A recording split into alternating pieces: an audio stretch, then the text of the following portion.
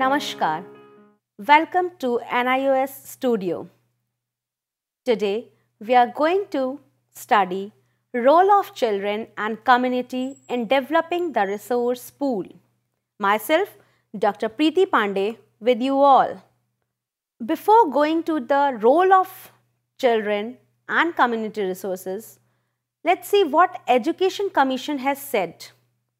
Even within its existing resources, however limited they may be, every institution can do a great deal more through better planning and harder work to improve the quality of education it provides. It simply says that with using existing resource, we can do better. But what we have to do? We have to do better planning. We have to work hard. For what? For improving the quality of education. Means whatever we are providing now is not of quality. Or you can say we are not able to exploit our resources, the existing resources. And that's why we are not able to improve our quality. So, Education Commission emphasize on exploiting the existing resource, and only then we will be able to improve the quality of education. And it was not said now in 2017, but it has been said too much earlier. But today also it is not as much used or implemented. Now, what type of resources we are having when we are talking that we should exploit maximum resource, the existing resource what we are having. We are having human resource and we are having community resource. Since our topic confined us to discuss these two resources, that's why I am giving emphasis on these two resources. Otherwise, we are having lot of resources. As we have discussed earlier that the school itself is the biggest resource and we are having lot of resources there imbibed in the school. Here we are going to discuss about the human resource and community resource. Human resources and community resources plays a vital role in developing the resource pool. Now, what is human resource? See, two people are there and they are termed as the human resource. In classroom teaching, the teacher and the students are human resource. People who individually and collectively contribute to the development and achievement of school's objectives, they are the human resource. Whosoever is contributing in the development of the school or whosoever is contributing in the achievement of the objectives are the human resource. In classroom context, the teacher and the student are the human resource. In school context, the teacher, the principal, the directors, all the human being involved in the development and achievement of the objectives are the human resource. Let's see how children are helping us to develop the resource pool. What is the role of children? Firstly, they can help us by doing collections, different types of collection. Here I have given two examples. Since we are talking about the EVS, one is of seed. We are having different types of seeds. See, here we are having 12 kinds of seeds and so many different kinds of stamps they are. So we can ask the children to collect the different types of seeds. We can ask the children to collect different types of leaves. We can ask the children to collect different types of flowers. We can ask the children to collect different types of vegetable and paste the pictures in the scrapbook, or even we can ask them to bring the vegetables, fruits, and then we can use this as a resource pool to teach that topic, teach that content. So we can do different types of collections and we can keep it with our school, with our class, with the teacher, so that we can use it time to time. Next, how can children help in developing the resource pool? They can develop different types of corners. How you can develop corners? In first picture, there are different types of projects made by the children only. You can give individual projects, you can give projects in groups, and then you can develop a corner of projects. And whenever it is required, you can take your children to that place, or you can bring the project to the classroom and it will help you to teach the topic. And this is all done by your child, by your students. By your student support, you are developing a good resource pool. Second is, they have made best out of waste. The papers which were newspapers which were of not so much of use, they have cutted it and then they have pasted and they have written on it, and then they have written reuse, recycle, reduce, reuse and recycle. So here they have developed the corner how to use the waste material, and we can teach them by this corner. We can use this corner as a resource pool, and this is developed by our children. Now we have different kinds of clubs, and these clubs sometimes are made by the teachers, by the schools, but sometimes we develop the science clubs with the help of children. You ask the children to bring some material from their home which is of no use for them. Few balloons they can bring, they can have soil, they can bring flowers and many more things. They can bring bottles, empty bottles which are of no use, and you can use it in your science club. They will feel so happy that they are a part of that science club and they have developed the science club. When we develop a science lab with equipments, it's our property, it's a school property. But when the children are involved in developing some clubs, the things belongs to them and they feel belongingness towards the institution as well, and they are helping us to develop a resource pool. Similarly, I love book clubs. We can develop book clubs with the help of the children. When a novel is read by us, it is of no use to us. Once we study a storybook, it is of no worth to us. But for other person, it is of too much worth. I have read it, now the other will also read it. But in home, it is only kept on the desk, and it is only for the desk or the rack. Nobody is using it once you have read. But if you bring the book into the club, it will be read by 100 of people. It will be learned by a different group of children, and it will be utilized and it will be worthful for everybody. And it has been said that books are the best friend. And who can develop this club? Students. You ask them to bring some storybooks from their home which they have read out. You ask them to bring the content book of their previous class and you can give it to the different child. So they are helping us to develop a resource center. The book which is of no use for them, they can use it. People can use it and we can make it worth for 100 of people. And they will feel belongingness. They will be very happy in opening these type of clubs. So they are helping us in so many ways. Now the next is developing records. How children help us in developing records. Children helps in developing charts, static models, working models, clay models and scrapbooks on different topics. When we ask children to prepare a chart, for example, we have read chapters in EVS. There is chapter of say some water is there, chapter of water. So we can ask them to paste the pictures of the water which is used for drinking and paste the pictures of source of water which is not used for drinking. In this way they can prepare a chart and you can use it for teaching the topic. They are static models, means which are not working. They are showing something only. So we can ask the group of children or individual children to make it so that he or she may not be burdened. In group, it will be better. We can ask them to develop these type of records. Then there are working models. We can give them in group of 10 members and it will be an asset for your school, for your classroom, for your lab, for your club, and it is all developed by the students. You are not involved in that. Then there are clay models. We can ask them to make clay models. In the classroom only, one period can be given to make clay models. See, different creative students will bring you different kinds of model. You cannot think even.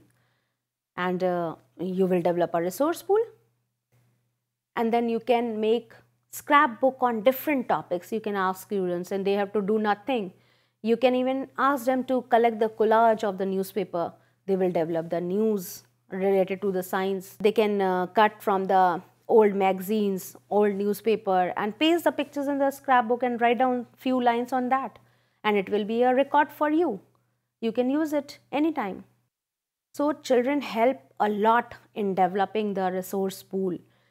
The thing is that how we are managing them, how we are motivating them, how we are inspiring them to develop resource pool. They are very, very helpful to us. Now the second one is community resource. How we are able to use the community resources. What are community resources? Community resources are the people and place members of given community can turn to for assistance in filling an unmet need. This is very important, that the need which is not fulfilled, the community resource help us to fulfill that. See here the picture is of one house is there and children are sitting and recording something and writing something. They have come into the community.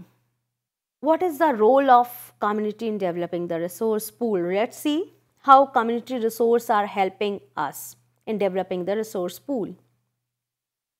Actually, there are three ways. The one is by bringing the resources into the classroom. Means we can bring the resource into the classroom itself.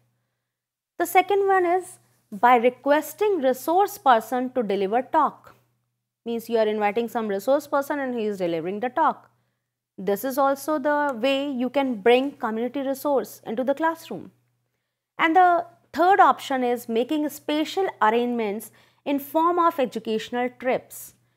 Means you can arrange educational trips, you can arrange excursions, field trips. Here you are going to the community resource and in above two, the resources are coming to you. Now how you can bring the resource into the classroom? One very easy method is by showing a documentary or short film using technology, we can bring community into the classroom. It has become so easy with the technology. We used to see and we used to say that so easy it has become with the technology. We can see, we can have things from the world in our lab. So how you are bringing the resource to the school or classroom? Here is one example. We can show them the movie Toilet Ek Prem Katha. Recently this movie has been released, and if we show this movie to the children, what we can do? We can teach them the pros and cons of the toilets. Means the people who are not having the toilets, in that movie it has been shown that the person is not having the toilet at his house and how bothered and troubled she was and he was. Both the couple was so much troubled, and what is the benefits of having toilets. Then we can show the superstitions related to the toilets. That old man was saying that toilets should not be in the house. It is not good. The smell creates the problem. The home become dirty. So these are, and we are not able to sustain our culture because in house we did worship gods, and so we should not have toilets here in the house. So these are the superstitions in the village today also. So by showing this movie, we are bringing the resource. The situation of the village, we cannot take each and every student or a whole trip to the village. It's very expensive as well as it is very difficult to manage each and every child. But by showing this movie, we are showing them the picture of the village. They are sitting here in the classroom and seeing the picture of the village, that what actually village are having situations. And then we can tell them the importance of hygiene, that how much hygienic it is to use toilets. And lastly, we can also make them realize that one should have guts. The girl has the guts to say, no, I will not come till you don't have toilet in your house. So many things we are teaching. And what we are doing? We are simply using the technology and bringing the resource in our classroom. See, simply with a very simple method, using the technology, we are bringing the resource to our classroom. This is very good technology and we should exploit our resource. And there are documentary films, too many documentary films based on the topics of EVS also, and moral stories also. The second one is we are bringing the resource to the classroom. First was bringing the resource to the classroom, and second one is that we are bringing the resource person, the person who is resourceful, who is having the knowledge of the content, who can demonstrate you better. We can bring him to the classroom. For example, there is one chapter in EVS class 4th, defense officer. It is about the defense officer's biography and everything, and how she works and how is the life of that person. Now what can we do? We can bring one defense officer into the classroom and ask him to discuss, to tell about his stories. Here one example I have given. If we are teaching good food habits in EVS, there is a chapter, good food habits. So we can call eminent dietitian and ask him or her to tell the importance of healthy eating. We cannot send each and every child to the dietitian, and so we can call one dietitian and we can ask her or him to tell the importance of healthy eating. We can ask her to tell the intake of carbohydrate, proteins and fats, how much calories are involved in that and how much calories are sufficient for a child of 10 years, weight 45 kg and height 4.9. How much calories he should take of protein, how much calories he should take of carbohydrate, and similarly the girl who is of 35 kg and what is her height, say 4.5 is her height, and how much calories she should intake. So we can call the dietitian and we can bring the resource person into the classroom, and the student will be very much excited and learn a lot. Here we are bringing the resource person to the classroom. Now the next one is we are not bringing the resource to the classroom or resource person to the classroom, but we are going towards the resource, community resource. For example, there is a chapter of farming, say. If we are teaching the crop or farming, then we can plan a field trip to the cultivated land and give the students first-hand experience about sowing, plowing and irrigation. What we are doing here? Here we are making special arrangements in form of field trip. We can take our children to the cultivated land, to the field where the sowing is done, where the plowing is done, where the irrigation is done, and we can make them understand. We can have a talk, a discussion with the farmers there doing work and with the people who are working there of the village, or we can discuss how they are sowing, how they are plowing, how many difficulties they are facing, what technologies they are involving in that, and how much hard work they are doing. By making this a special arrangement, we are having two benefits. First, the content is imbibed in the heart of the students, not in the brain only, but they imbibe by the heart. And the second thing, they develop the sensitivity that so much of hard work a farmer is doing. We should not waste the single piece of rice or pulses, anything which is sown by the farmers. We should not waste it. They will develop the knowledge as well as they will develop the objectives of the cognitive domain as well as the affective domain. So it is very important, and the quality of education will also improve, and our children will become sensitive. So we should exploit the resources. If we are teaching them post office, We can take them to the nearest post office. There is one chapter from market to home. So we can make a visit to the market. See, I have given some examples related to the chapters only. This is class 4th EVS book. And the first chapter is going to school. Here we are studying what type of vehicles we are using to go to school. So we can arrange a visit to a school, different school, and we can ask the children to make the list of the vehicles they have seen while visiting the different schools. The second chapter is year to year. Here there are description of the animals, their body parts, and year to year is chapter's name because some animals have ears which are visible and some animals have ears which are not visible. Everybody is having ears, but few are visible and few are not visible. So we can make them visit to the zoo, take them. We are taking the children to the community resource, and then they can see that whose ears are visible and whose ears are not visible. It will be a better learning source. And then we can show the videos also.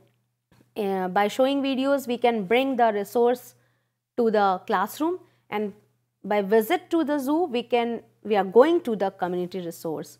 Chapter 15 is from market to home. Here we can make a visit to the market. They will learn. We are taking our children to the community resource. We are going to the community resource. They will learn what type of market is there, how people buy and sell things here, and they will have the first hand experience. Chapter 18 is about too much water, too much water. Here we can show them videos or documentary film, how to use water and not to waste water, as our 3/4 earth is covered with water, but we have not ample of water for drinking.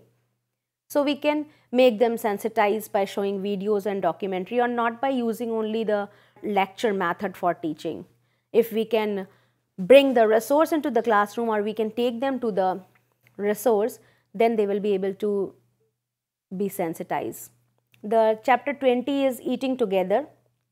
In eating together, what we can do, we can bring the resource in the classroom. We can ask every children to bring different kind of foods, and then we can discuss that what are the calories involved in that. And what we can do, the next thing which I have given example, that we can call a dietitian on that day only.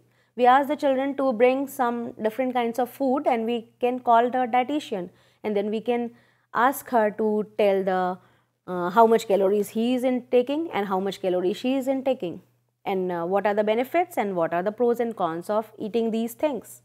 So it will be a better learning resource. Chapter 26 is of defense officer. Here also we can bring the resource to our classroom by asking some defense officer to come in his uniform and discuss her life with our children. And second thing also we can show a video. Means we are bringing the resource into the classroom. Again, not to the resource person, but resource itself. So we can teach this topic by two ways. And in every topic we can decide, we can bring the resource, we can bring the resource person, or we can take the classroom to the community resource. Though it is difficult and it is costly and it is time taking to take the classroom to the community resource, but by bringing the resource person and by with the help of technology, we can bring the resource to the classroom, and it can help our students to develop the insight of things, and they will learn in a good manner, good fashion, and the quality of learning will also increase, as the Education Commission wants that the quality of our education should improve day by day. This was all about the role of children as well as role of community resource in developing the resource pool. We can do a lot, and we have on each topic, each chapter, we can have so many things to do. We can ask our children to do, to help us in developing the resource pool, and we can use community resource as well to improve the quality of the education. But the thing is that we have to work hard. We have to plan better. We have to think over it. We don't have to go for the lecture technique only to do the things which we are mostly based on. We think that this topic can be best taught by the lecture method, and we have to not work so hard on lecture method. So if you work hard and if you want that the quality of education should improve, then we should make our students active. We should make our community resource active to fulfill that requirement. I hope you understood the role of children as well as the community resource in developing the resource pool. Thank you so much. See you again. Bye-bye.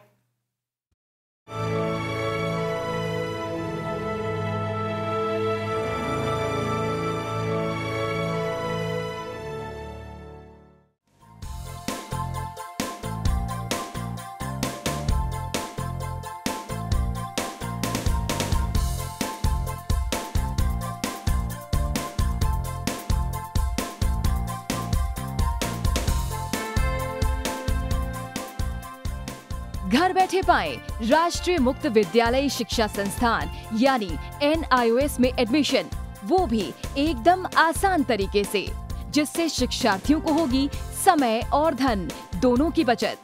NIOS से शिक्षा कभी भी कहीं भी। शिक्षार्थियों, क्या आप जानते हैं NIOS में एडमिशन लेने का सरल और सुगम तरीका, जिससे शिक्षार्थियों को ऑनलाइन प्रवेश लेने में सहूलियत मिलती है। NIOS में प्रवेश की प्रक्रिया पूर्णतया ऑनलाइन है। शिक्षार्थी घर बैठे इंटरनेट द्वारा प्रवेश के लिए सबसे पहले NIOS की वेबसाइट www.nios.ac.in पर लॉगिन करें। अपना ईमेल आईडी और पासवर्ड डालकर अपना पंजीकरण करें। पंजीकरण के बाद लॉगिन करने पर ऑनलाइन प्रवेश हेतु आवेदन पत्र खुलेगा। आवेदन पत्र को निर्देशानुसार भरें और प्रिंट आउट लें। इस प्रिंट आउट पर अपनी फोटो संलग्न करें। ऑनलाइन प्रवेश के लिए शुल्क हेतु भुगतान के तरीके हैं: क्रेडिट कार्ड के द्वारा, डेबिट कार्ड के द्वारा, राष्ट्रीयकृत बैंक के ड्राफ्ट के माध्यम से, जो कि सचिव NIOS नई दिल्ली या नोएडा के पक्ष में देय हो।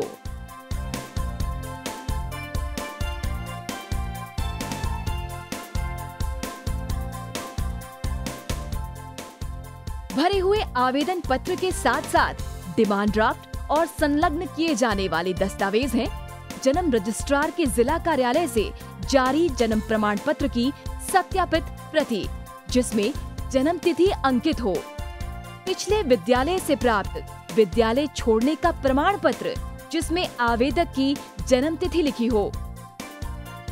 प्रवेश फॉर्म का प्रिंट आउट NIOS के संबद्ध क्षेत्रीय केंद्रों पर 10 दिनों में पहुंच जाना चाहिए, अन्यथा उचित दस्तावेज न लगे होने पर आवेदन फॉर्म रद्द किया जा सकता है। प्रवेश प्रक्रिया की पुष्टि होने के बाद शिक्षार्थियों को परिचय पत्र व अध्ययन सामग्री डाक द्वारा तुरंत पहुंचाई जाती है। ऑनलाइन प्रवेश एक बहुत ही सुगम और सुविधाजनक प्रवेश प्रणाली है। Online on time for safe and secure admission.